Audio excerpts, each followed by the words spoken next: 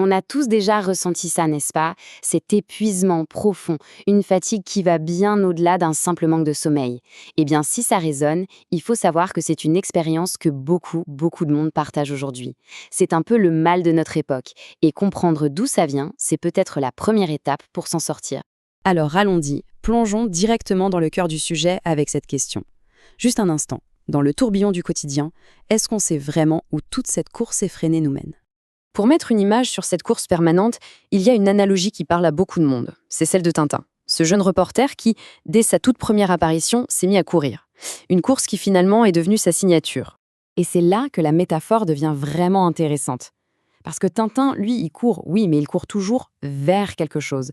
D'une aventure à l'autre, son but est toujours clair. Et nous, eh bien, on court aussi, constamment. Sauf que notre destination, elle est souvent bien plus floue. La vraie question, c'est, est-ce que ce mouvement perpétuel a encore un sens? Pour essayer de comprendre ce phénomène, il faut se pencher sur le travail d'un sociologue français, Alain Ehrenberg. Dans son livre, qui s'appelle « La fatigue d'être soi », il pose un diagnostic très précis sur notre époque et sur la nature même de notre épuisement. Et ce qu'il montre est assez fascinant. C'est un vrai basculement de société. Avant, on vivait dans une société de l'interdit. Les règles venaient de l'extérieur, c'était clair. La souffrance naissait de la transgression. Le message, en gros, c'était « tu ne dois pas ». Aujourd'hui, c'est tout l'inverse. On est dans une société de l'injonction. La pression ne vient plus de l'extérieur, mais de l'intérieur, d'une obligation de se réaliser, de performer. Le message est devenu « tu dois réussir ». Et ça, c'est le point crucial. L'ennemi, si on peut dire, a changé de camp. Ce n'est plus une autorité extérieure qui nous dit non, un peu comme le surmoi de Freud. Non, c'est devenu une voix intérieure, notre propre idéal, qui nous murmure constamment qu'on pourrait, qu'on devrait faire plus, être plus. Et cette exigence-là, elle est sans fin. D'ailleurs, en s'appuyant sur cette idée, un autre penseur va encore plus loin. Il s'agit du philosophe germano-coréen Byung-Chul Han, et lui va nous aider à vraiment décortiquer le mécanisme de cet épuisement moderne. Byung-Chul Han met un mot là-dessus, l'auto-exploitation. Et le concept est puissant. Ça veut dire que dans cette société de la fatigue, comme il l'appelle, on n'est plus vraiment exploité par un patron ou un système visible. On est devenu nos propres maîtres, et bien souvent nos propres bourreaux.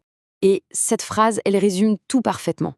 C'est comme si les anciens murs contre lesquels on se battait avaient disparu, mais qu'on les avait remplacés par des horizons, des mirages de réussite parfaite. Et on court après, on s'épuise, sans même réaliser que c'est nous qui les avons placés là. Et c'est là, je pense, qu'on arrive à un point de bascule dans la réflexion.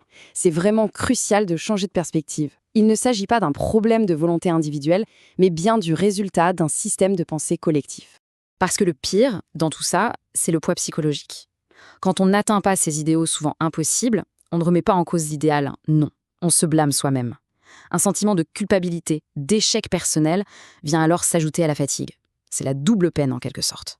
Alors, arrêtons-nous juste un instant ici. C'est peut-être la phrase la plus importante de toute cette analyse. Face à cet épuisement, à cette pression constante, il faut vraiment intégrer ça. Ce n'est pas une défaillance personnelle. Le système est pensé comme ça. L'origine du problème est bien plus large, elle est structurelle. C'est la société de la performance elle-même qui génère cette pression. Et rien que d'en prendre conscience, c'est déjà un acte incroyablement libérateur. Bon, alors, on fait quoi? La conclusion de tout ça, ce n'est pas une recette miracle, attention.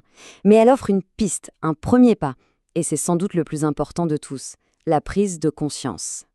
La toute première étape pour s'en libérer, et c'est la plus puissante, c'est de reconnaître le système, de comprendre que cette injonction à la performance n'est pas une loi de la nature, mais bien une construction sociale. Simplement voir les rouages du mécanisme, le voir à l'œuvre, c'est déjà commencer à prendre de la distance. C'est le début de la reprise de contrôle.